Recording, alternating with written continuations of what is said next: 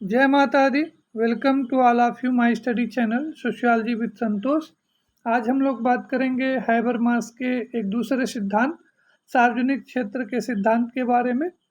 आज का topic BA MA समाजशास्त्र के साथ साथ समाजशास्त्र विषय से PGT, UGC net, GIC lecturer, assistant professor और विभिन्न प्रतियोगी परीक्षाओं की तैयारी कर रहे परीक्षार्थियों के लिए विशेष रूप से उपयोगी होगा।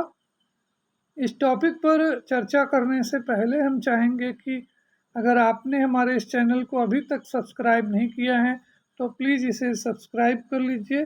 साथ में घंटी वाला जो बटन है उसे ज़रूर प्रेस कर दीजिए, जिससे मेरे आगे के जो वीडियो हैं वो आपके पास तक कंटिन्यू पहुंचते रहें। तो आइए हम लोग देखते हैं कि सार्वजनिक क्षेत्र के बारे में हैबरमास का क्या विचार है। हैबरमास ने एक किताब लिखी है, the structural transformation of public sphere, जो कि 1962 में प्रकाशित हुई थी। ये उनकी बहुत महत्वपूर्ण पुस्तक है और विभिन्न प्रतियोगी परीक्षाओं में इसको लेकर के बहुत सारे प्रश्न पूछे जा चुके हैं।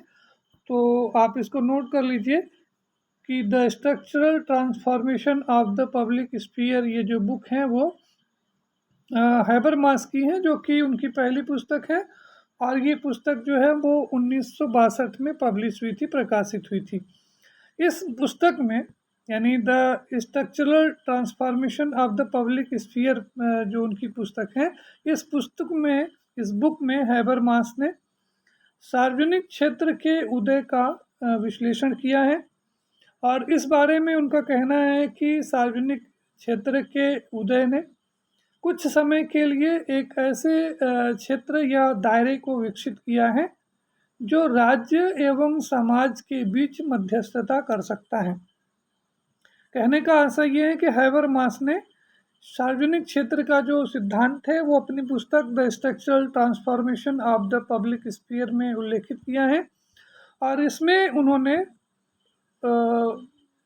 सार्वजनिक क्षेत्र को राज्य और समाज के बीच मध्यस्थता करने वाले साधन के रूप में प्रस्तुत किया है, या कह लीजिए कि राज्य और समाज के बीच में जो सामंजस्य स्थापित करने की जो कड़ी है वो सार्वजनिक क्षेत्र के माध्यम से की जाती हैं। आगे उन्होंने बताया कि जो सार्वजनिक क्षेत्र है, अब यहाँ पर प्रश्न उठता है कि सार्वजनिक क्षेत्र है क्या, सार्वजनिक क्षेत्र कहते किसको हैं। तो आप ये जान लीजिए कि आम समस्याओं के समाधान के लिए जो जन चेतना होती है उसी को हम लोग सार्वजनिक क्षेत्र कहते हैं।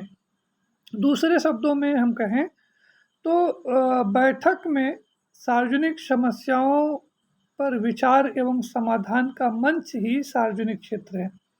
बैठक का मतलब जाजिम जाजिम आप जानते होंगे कि एक दरी होती है, बड़ा सा कह लीजिए कि चद्दर होता है, या कह लीजिए कि पॉलीथीन होता है, जो भी होता है। तो उसमें उस पे सारे लोग, एक गांव समाज या क्षेत्र के जो लोग हैं वो सारे लोग उस पर बैठते हैं। और उसमें कोई कुर्सी वगैरह नहीं होती, यानी सब लोग जो हैं उनका जो लेवल होता है वो एक बराबर होता है। सब लोग ज़मीन पर बैठ कर के एक समान रूप से एक समान स्तर पर बैठते हैं। और जो क्षेत्र की, समाज की, या जो उनके समुदाय की जो समस्याएं हैं उनके बारे में विचार करते हैं। उन समस्याओं को दूर करने का, उनका समाधान करने का प्रयास करते हैं। तो इस तरह से बैठक में जो सार्वजनिक समस्याएं हैं उन पर विचार करना और उनके बारे में उनका समाधान करना, या कह लीजिए कि सामाजिक समस्याओं के समाधान के लिए ये जो जन चेतना है, जो सार्वजनिक चेतना है, इसी को हैबरमास ने सार्वजनिक क्षेत्र के रूप में परिभाषित किया है या उल्लेखित किया है। यहाँ पर हम आपको बताना चाहेंगे कि हैबरमास ने सार्वजनिक क्षेत्र एवं संगठनों की अनिवार्यता पर बल दिया है। यानी उनका ये कहना है कि अगर आप सार्वजनिक समस्याओं पर विचार करना चाहते हैं, उनका समाधान करना चाहते हैं, तो इसके लिए जो सर्वश्रेष्ठ तरीका है वो है सार्वजनिक मंचों और संगठनों का निर्माण किया जाए। यानी जो हमारी समस्या है जो हमारी प्रॉब्लम्स हैं उन समस्याओं और उन प्रॉब्लम्स पे हम सारे लोग जो हैं सामूहिक रूप से इकट्ठे हों, विचार करें और उन विचार के उपरांत, उस जन चेतना के उपरांत जो निर्णय लिया जाए वो उस पूरे समूह के लिए स्वीकार होता है। तो इस तरह से हैबरमास ने सार्वजनिक क्षेत्र के अंतर्गत सार्वजनिक मंच और संगठनों की अनिवार्यता पर विशेष बल दिया है, या कह लीजिए कि उनको विशेष महत्व दिया है। इस बारे में हम आपको बताना चाहेंगे कि हैबरमास का ये दृष्टिकोण है, उनका ये अपना मानना है कि पूंजीवादी व्यवस्था एवं राज्य के हस्तक्षेप ने सार्वजनिक क्षेत्र को बहुत नुकसान पहुंचाया है। यानी पहले हमारा जो सामाजिक जीवन था उसमें सार्वजनिक क्षेत्र का, पब्लिक स्फीयर का विशेष महत्व होता था, विशेष योगदान होता था। लेकिन जैसे जैसे पूंजीवादी व्यवस्था का विकास हुआ है और राज्य का जो समाज के हितों में हस्तक्षेप बढ़ा है, वैसे वैसे सार्वजनिक क्षेत्र का जो प्रभाव है, उसका जो दायरा है वो धीरे धीरे संकुचित होता जा रहा है, सीमित होता जा रहा है। एक उदाहरण के माध्यम से हम इस बात को समझाना चाहेंगे कि जैसे पहले जो हरियाणा वगैरह में या पश्चिमी उत्तर प्रदेश में जो खाप पंचायत होती हैं, तो ये जो खाप पंचायत होती हैं ये एक तरह से कह लीजिए कि एक जाति विशेष से जुड़े हुए जो लोग हैं उनकी उनका एक अपनी कमेटी होती है, उनका एक अपना जाति पंचायत होता है। और ये जो खाप होती हैं ये पर्टिकुलर उस जाति या उस समुदाय विशेष से जो जुड़े हुए लोग हैं उनकी समस्याओं का समाधान करने की, उसको हल करने की कोशिश करती हैं। लेकिन अब आप जानते हैं कि जैसे हमारा जो भारत है एक लोकतांत्रिक देश है, एक प्रभुसत्ता संपन्न शक्तिशाली देश है, राज्य है। तो ऐसे में राज्य जो है वो जो जो खाप पंचायत के जो निर्णय हैं उसके निर्णय में हस्तक्षेप करने लगता है। तो उसके कारण से धीरे धीरे जो खाप पंचायत का जो प्रभाव है, उसका जो महत्व है, उसका दायरा जो है वो धीरे धीरे कम होने लगता है। तो इसी बात को हैबरमास ने कहा कि पूंजीवादी व्यवस्था एवं राज्य के हस्तक्षेप से सार्वजनिक क्षेत्र की धारणा को नुकसान पहुंचा है। हैबरमास का कहना है कि संचार एवं भाषा सार्वजनिक क्षेत्र की अवधारणा के विकास को बल प्रदान करती हैं। उनका कहना है कि अगर आप सार्वजनिक क्षेत्र की का जो दायरा है उसका विस्तार करना चाहते हैं, उसको फैलाना चाहते हैं, सार्वजनिक क्षेत्र को विकसित करना चाहते हैं, तो इसके लिए दो चीज़ें इम्पॉर्टेंट हैं। पहली है संचार और दूसरा है भाषा। संचार का मतलब जो विचारों का जो आदान प्रदान होता है, उसका जो कम्युनिकेशन होता है, उसका फैलाव जो है वो जितनी तेज़ी से होगा, जितना जल्दी होगा, तो सार्वजनिक क्षेत्र उतना ही मजबूत होगा। और दूसरा जो भाषा है, वो भाषा जो है वो सार्वजनिक क्षेत्र को विकसित करने में एक महत्वपूर्ण आधार के रूप में कार्य करती है, क्योंकि आप जानते हैं कि भाषा जो है वो विचारों को व्यक्त करने की, आपसी समझ को विकसित करने की एक तरह से एक प्रभावशाली साधन होती है। तो भाषा और संचार जितना ही विकसित होंगे किसी क्षेत्र विशेष में, भाषा और संचार की जो सुविधाएं हैं जितनी समृद्ध होंगी, उतना ही जो है वो सार्वजनिक क्षेत्र का जो दायरा है वो उतना ही अधिक विकसित होता चला जाएगा। अब हम लोग आगे हैबरमास का जो सार्वजनिक क्षेत्र के बारे में जो उनकी दृष्टिकोण है, उनका जो विचार है, उसके ऊपर हम लोग डिटेल में स्टडी करते हैं। यहाँ पर आपको स्क्रीन पर दिखाई पड़ रहा है कि हैबरमास ने कहा कि सार्वजनिक क्षेत्र की जो अवधारणा है वो उदारवादी पूंजीवाद की सामाजिक आर्थिक स्थिति में सन्निहित होता है। ये पॉइंट नोट कर लीजिए। हैबरमास का स्पष्ट रूप से कहना है कि उदारवादी जो पूंजीवादी व्यवस्था है उसकी सामाजिक आर्थिक स्थितियों में ही सार्वजनिक क्षेत्र की जो कॉन्सेप्ट है वो निहित होती हैं। इसमें उन सामाजिक सांस्कृतिक शक्तियों को सम्मिलित किया जाता है जिनका विकास जो है वो 18वीं शताब्दी में राज्य की असीमवाद के खिलाफ उदय हुआ। यानी जो सार्वजनिक क्षेत्र का जो विकास हुआ है वो 18वीं शताब्दी में हुआ है, और इसका जो विकास है वो राज्य की असीमवादी जो शक्तियां हैं उस शक्तियों के विपरीत, उसके खिलाफ जो है वो सार्वजनिक क्षेत्र की अवधारणा सामने आई है। अब सार्वजनिक क्षेत्र कैसे विकसित होगा? सार्वजनिक क्षेत्र के विकास में सामाजिक क्षेत्र के का जो दायरा है उसको विकसित करने में, उसको मजबूत करने में, उसको एक आधार स्वरूप प्रदान करने में, ये जो स्क्रीन पर आपको दिखाई पड़ रहे हैं कुछ ऐसे जो तथ्य हैं, कुछ ऐसे संसाधन हैं जिनके माध्यम से सार्वजनिक क्षेत्र का जो दायरा है वो मजबूत होता है, विकसित होता है, जिनमें हैबरमास ने प्राइवेट क्लब, कॉफ़ी हाउस, शिक्षित लोगों के समूह, साहित्यिक संगठन, प्रकाशक समूह, अखबार और मीडिया, ये जो हैं वो सार्वजनिक क्षेत्र के आधार हैं जिनके माध्यम से सार्वजनिक क्षेत्र का उदय होता है, उसका विकास होता है। तो इस तरह से आप देख रहे हैं कि हैबरमास ने प्राइवेट क्लब, कॉफ़ी हाउस, शिक्षित लोगों के समूह या जो साहित्यिक संगठन हैं उनको सार्वजनिक क्षेत्र को विकसित करने के एक आधार के रूप में प्रस्तुत किया है। तो यानी जहाँ पर ये जो प्राइवेट क्लब हैं, कॉफ़ी हाउस हैं, यहाँ पर लोग जो हैं वो अपने सार्वजनिक मुद्दों पर, सार्वजनिक जीवन को प्रभावित करने वाली समस्याओं के ऊपर चर्चा करते हैं और उनको उन समस्याओं को दूर करने का, समाधान करने का एक उपाय खोजते हैं। इस बारे में हैबरमास का ये कहना है कि संपूर्ण रूप में इन संस्थाओं ने, यानी ये जो प्राइवेट क्लब हैं, कॉफ़ी हाउस हैं, शिक्षित लोगों का समूह है, या जो साहित्यिक जो संगठन हैं, प्रकाशक घराने हैं, या अखबार और जो मीडिया हैं, इन्होंने संपूर्ण रूप में तार्किक निजी व्यक्तियों के एक ऐसे क्षेत्र का निर्माण किया है जिसे हम लोग सार्वजनिक क्षेत्र के रूप में जानते हैं।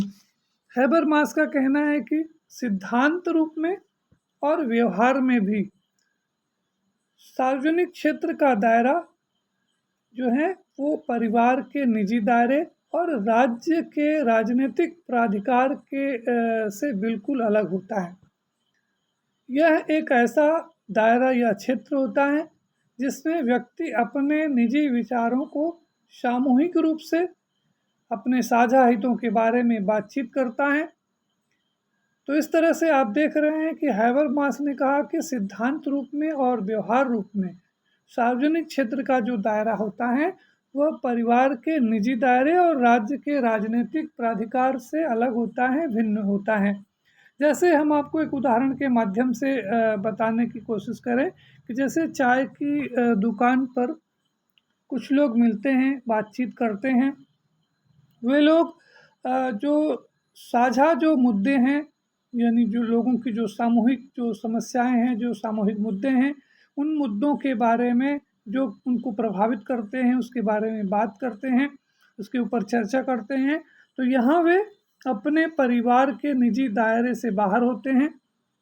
कुछ सीमा तक वे जो बाजारवादी शक्तियाँ हैं उनसे वो बाहर निकल कर के बात करते हैं। यहाँ पर वो राज्य के जो असीमित शक्तियाँ हैं उनसे भी दूर होकर के, उनसे मुक्त होकर के एक सार्वजनिक रूप में, एक सार्वजनिक मंच के रूप में, एक सामूहिक रूप में अपने साझा मुद्दों के बारे में विचार करते हैं, बात करते हैं, अपने तर्क रखते हैं। और इस तरह से ये जो चाय की दुकान है ये एक तरह से सार्वजनिक क्षेत्र के निर्माण के का एक साधन के रूप में सामने आता है। तो सार्वजनिक क्षेत्र का मतलब ये हो गया कि सार्वजनिक क्षेत्र एक ऐसा क्षेत्र है, एक ऐसा दायरा है जहां आम समस्याओं के समाधान के लिए बैठक के द्वारा, चर्चा के द्वारा सामाजिक समस्याओं पर विचार और उनके समाधान करने का एक रास्ता, एक तरीका ढूंढा जाता है या उसको समाप्त करने का, कम करने का प्रयास किया जाता है। तो इस तरह से यहाँ पर देखिए स्क्रीन पर आपको दिखाई पड़ रहा है कि हैबरमास ने कहा कि सार्वजनिक क्षेत्र जो है वो एक ऐसा दायरा है, एक ऐसा क्षेत्र है होता है जिसमें व्यक्ति अपने निजी विचारों को सामूहिक रूप से साझा हितों के बारे में साझा करता है, साझा हितों के बारे में बातचीत करता है और उन समस्याओं को दूर करने का प्रयास करता है। यहाँ पर एक जो महत्वपूर्ण तथ्य है, जो इम्पोर्टेंट है, जिसको आप नोट कर सकते हैं कि हैबरमास का कहना है कि सार्वजनिक क्षेत्र संबंधी धारणा को रूढ़िवादी और प्रगतिशील दोनों संदेह की दृष्टि से देखते हैं। यानी ये जो पब्लिक स्फीयर की जो कॉन्सेप्ट है, इसे इस धारणा को, इस कॉन्सेप्ट को रूढ़िवादियों और प्रगतिशील वादी जो हैं दोनों के द्वारा संदेह की दृष्टि से देखा जाता है। उदारवादियों ने इसे प्राकृतिक, नागरिक और राजनीतिक अधिकार की गारंटी तक ही सीमित माना। इसे एक साधन के रूप में माना जिनके माध्यम से व्यक्ति अपने जो प्राकृतिक और जो नागरिक अधिकार हैं उनको पूरा कर सकता है, उनको प्राप्त कर सकता है। यहाँ पर हम आपको बता दें कि जो हैबरमास हैं, उन्होंने कभी भी बुर्जुआ आदर्श के बारे में मानकीय दावों का त्याग नहीं किया है, लेकिन वे अपनी इस पुस्तक में के निष्कर्ष में उन्होंने पूंजीवादी समाज की बदली हुई स्थितियों में सार्वजनिक क्षेत्र की अवधारणा की संभावनाओं के प्रति अपना विचार व्यक्त किया है। तो इस तरह से आप देख रहे हैं कि जो हैबरमास हैं, उन्होंने कहा कि जो प्रगतिशील समाज हैं और जो रूढ़िवादी समाज हैं, दोनों जो हैं वो सार्वजनिक क्षेत्र की अवधारणा को संदेह की दृष्टि से देखते हैं, शंका की दृष्टि से देखते हैं। यहाँ पर जो रूढ़िवादी हैं, उनको ये लगता है कि ये जो सार्वजनिक क्षेत्र का जो तरीका है, वो एक ऐसे क्षेत्र के रूप में उभर रहा है जो पहले से कायम सार्वजनिक वर्जनाओं या राज्य की भूमिकाओं को चुनौती दे रहा है। प्रगतिशीलियों ने, यानी प्रगतिशील जो विचारक हैं, जो बुद्धिजीवी लोग हैं, उन्होंने इसे राज्य की वैधता पर मुहर लगाने के रूप में देखा। तो इस तरह से हैबरमास ने ये बताने का प्रयास किया कि सार्वजनिक क्षेत्र के का जो विचार है उसको एक सीमित अवधि तक कायम रहने वाले विचार के रूप में प्रस्तुत किया। ये जो सेंटेंस है, ये काफ़ी इम्पॉर्टेंट है कि हैबरमास ने जो अपना सामाजिक क्षेत्र का जो सिद्धांत दिया है, इस सिद्धांत को, इस विचार को, इस अवधारणा को उन्होंने एक सीमित अवधि तक कायम रहने वाले विचार के रूप में प्रस्तुत किया है।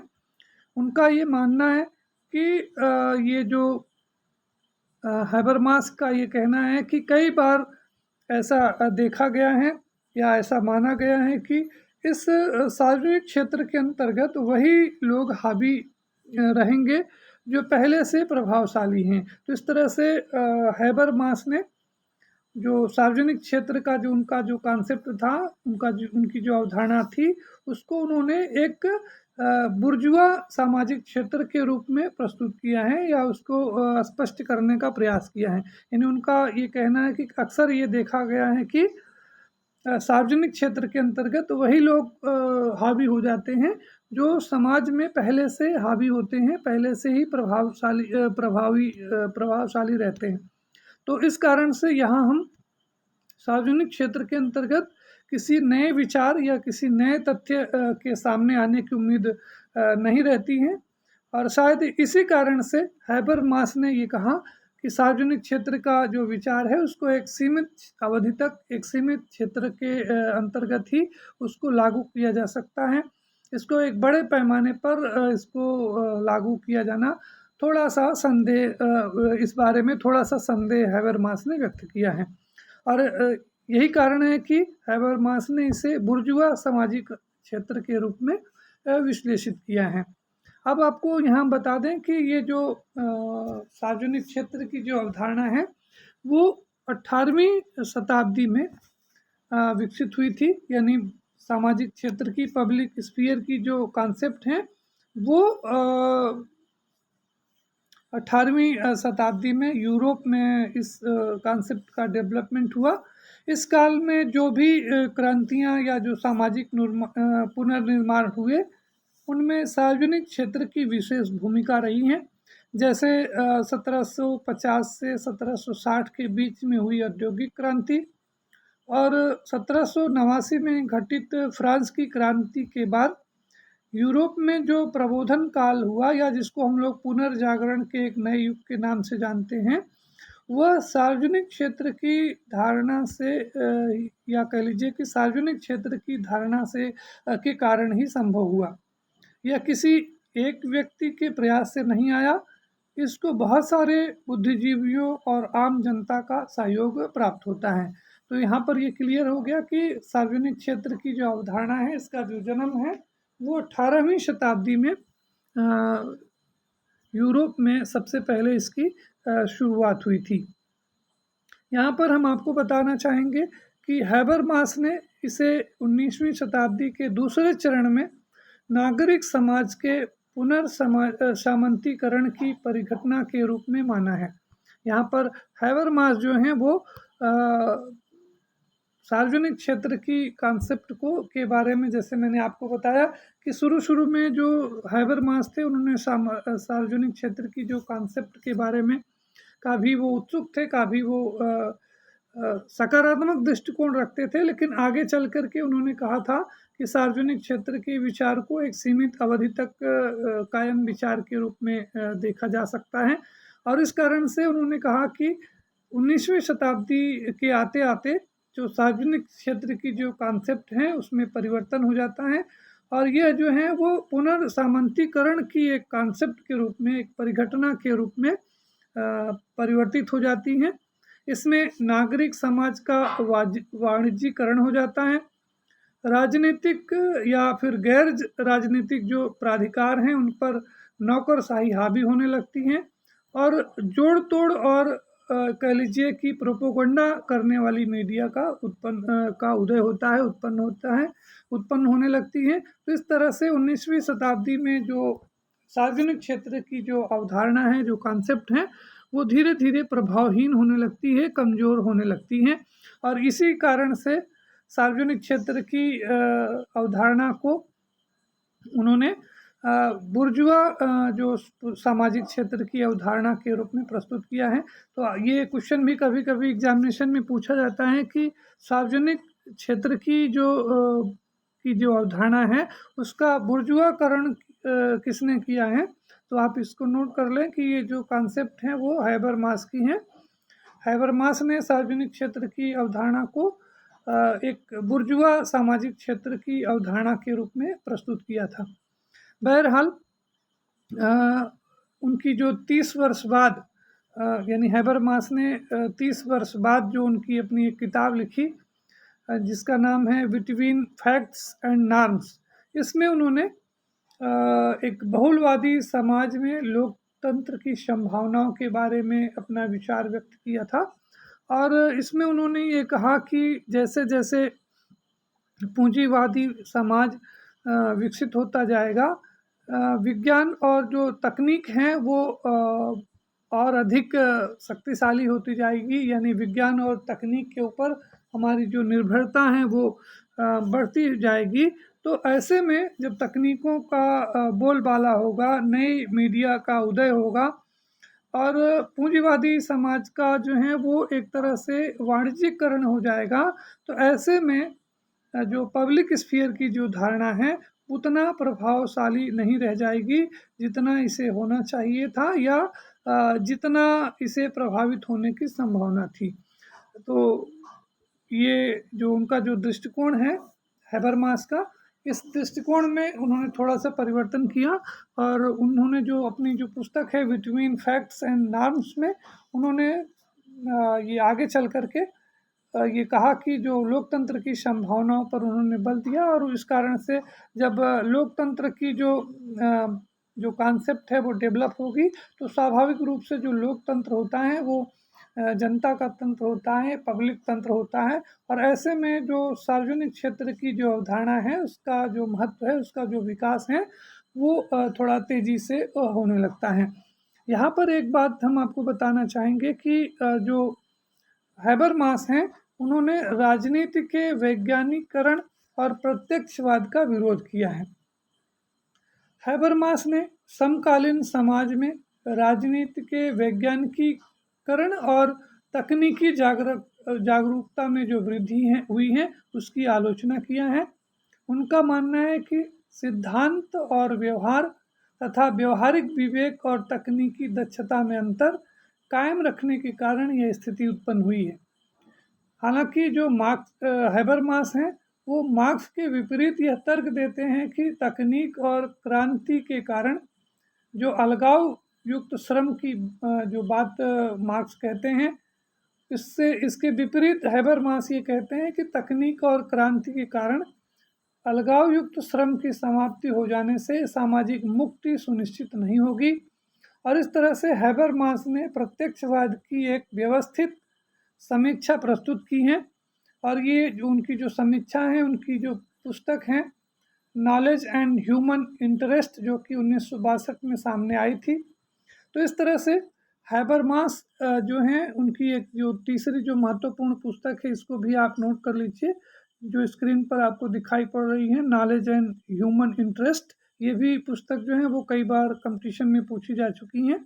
तो इस तरह से ओवरऑल आज के इस वीडियो के माध्यम से आपको ये पता चला होगा, आप ये समझ गए होंगे कि हैबरमास मानते हैं कि प्रत्यक्षवाद इस बात पर बल देता है कि सिर्फ विज्ञान में ही प्रमाणिक ज्ञान होता है और विज्ञान को किसी अन्य आलोचनात्मक विश्लेषण की आवश्यकता नहीं होती है। इसकी उन्होंने आलोचना की हैबरमास ने इसकी समीक्षा या आलोचना के लिए एक स्वतंत्र आधार पर सार्वजनिक क्षेत्र प्राप्त करने का प्रयास किया और तर्क दिया कि ज्ञान के सभी रूपों में बुनियादी मानवीय हितों में ये जो सार्वजनिक क्षेत्र की जो कॉन्सेप्ट है वो निहित होती हैं। तो आज के लिए बस इतना ही। आशा है कि आज के इस वीडियो के माध्यम से आप हैबरमास का जो सार्वजनिक क्षेत्र की जो अवधारणा है इसको आप ठीक प्रकार से समझ पाए होंगे।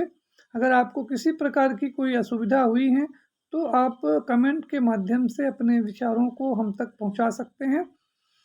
तो इस वीडियो को अंत तक देखने के लिए, हमारी बात को सुनने के लिए, चैनल को सब्सक्राइब और शेयर करने के लिए आप सभी को बहुत बहुत धन्यवाद, बहुत बहुत आभार।